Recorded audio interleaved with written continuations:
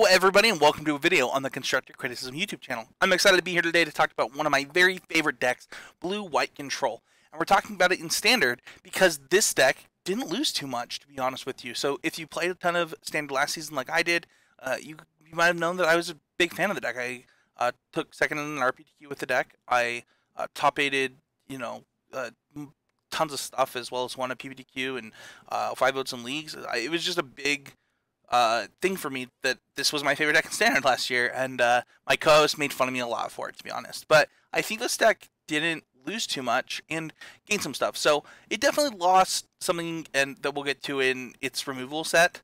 But I'd like to talk to you guys about the deck, and yeah, let's get started. So in the main deck, we have 2 Syncopate, 2 Blink of an Eye, 2 Essence Scatter, 1 Negate, 4 Seal Away, 2 Search for Azcanta, 4 Sinister Sabotage, 3 Chemister's Insight, 2 Devious Cover-Up, 2 Ixalan's Binding, 3 Settle the Wreckage, 2 Cleansing Nova, 4 Teferi, Hero of Dominaria, 1 Nezahal, 1 Arch of Orazca, 2 Field of Ruin, 4 Glacial Fortress, 6 Island, 4 Meandering River, 2 Memorial Genius, and 7 Plains.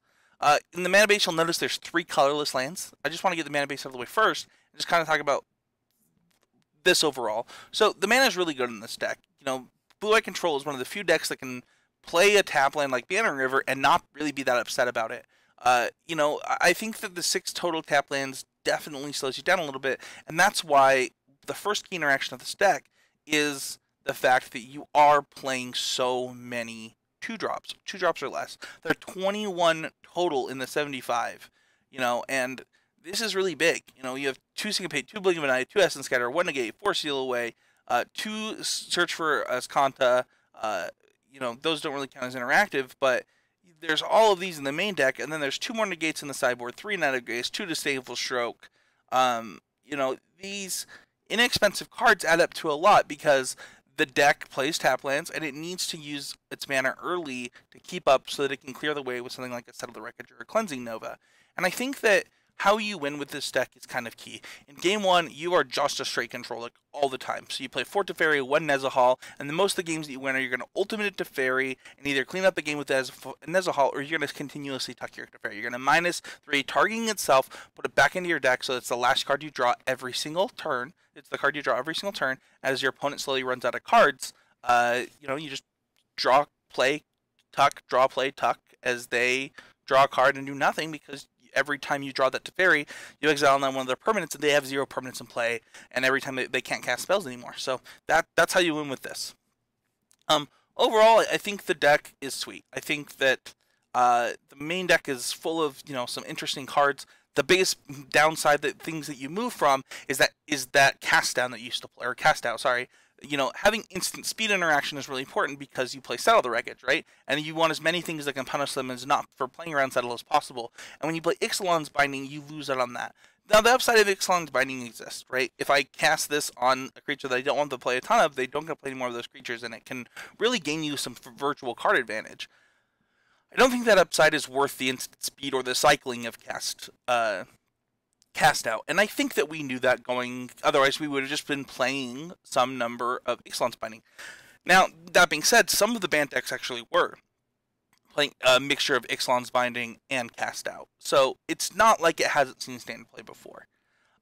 Some of the cool stuff that you kind of got was something like, Devious Cover-Up, for example. Now, you might see this format on Counterspell and be like, what are you doing? And that's what I thought when I saw it. And then I played games where I got to sit there and loop my my counter spells into my deck every single turn, so that my deck, and when you play 2 Devious Cover-Up, you can just loop them into each other all the time. So my deck can just be nothing but counter spells, so that when I'm pressing my Teferi, or when I'm activating my Search for Azcanta, I'm always drawing a counter spell once the board is clear. And that's really, really good, and something I did not even think about when I was replacing, some of the cards that we were losing. Commit Memory was really good, and this is a different kind of interaction that, it doesn't get to deal with problematic permanents off of the stack, but it's still kind of cool and something that I've really enjoyed doing so far. Outside of that, I think the deck is just full of powerful cards and powerful interactions, and that's the main deck. So for the sideboard, things are really cool. We have 2 Disdainful Stroke, 3 Knight of Grace, 2 Negate, 1 Sorcerous Spyglass, 3 History of Benalia, 1 Invoke the Divine, 1 Cleansing Nova, and 2 Lyra. And I've been a fan of the Night package since week 3 or 4 of last standard season. I think Brad Nelson was the first top 8 to GP with this package. And the thing is that if you don't play these cards, you are probably just going to play a bunch of really high impact cards that are good in specific matchups. But when you play the Night package, you can board that in against aggro, you can board that against mid-range and control, kind of depending on the makeup of your opponent's deck, and whether you want to be on the play or the draw. So it gives you a ton of sideboard flexibility that you don't get from other types of sideboards outside of this one, and that's why I have that Night package. Lyra comes in most of the time with the Knights against aggro decks, as well as if you need a flyer against mid-range decks, and then depending if you're on the play or the draw and the kind of game plan you want to have, you can also board in Lyra against control decks. So that card is another one that can come in every type of matchup. And that's kind of how I like building this blue-white sideboard, just because all of your cards are so specific. When you board out some of your interesting cards, like when you board up Blink of an Eye, it's okay to shave on a Blink of an Eye to board in some of these things that are versatile, just like Blink of an Eye is. And that's kind of why I like that sideboard. When we look at some of the 1-ofs in the sideboard, we have 1 of Cleansing Nova, 1 of Invoke the Divine, and 1 of Sorcerous Spyglass. I think that these cards aren't similar in why they're 1-ofs. When you think about something like Cleansing Nova, this is very specifically for the green decks and the maybe some of the Selesnya decks, which are also green, that could be coming out in the next couple of weeks. And this is very purposeful. Is it Null Rockshide? I actually don't know the name of the card, but it's the 6/6 for 4 that has hexproof.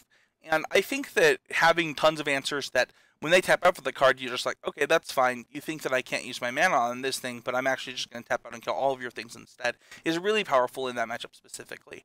The Sorcerous Spyglass is a nice catch-all, and I think the Invoke the Divine is a nice catch-all, and those are similar in why they're in the sideboard.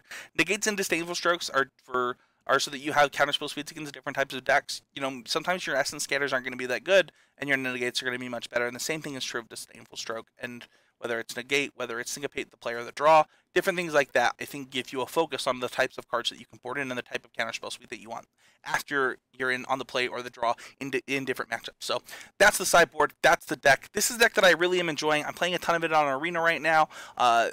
This is a deck that's really fun if you like playing control decks. So thanks everybody for watching. Don't forget those like and sub buttons, and ring the bell so that you can get more notifications about all the content that we're doing on this YouTube channel. So thanks everybody for watching. We'll see you guys all next week.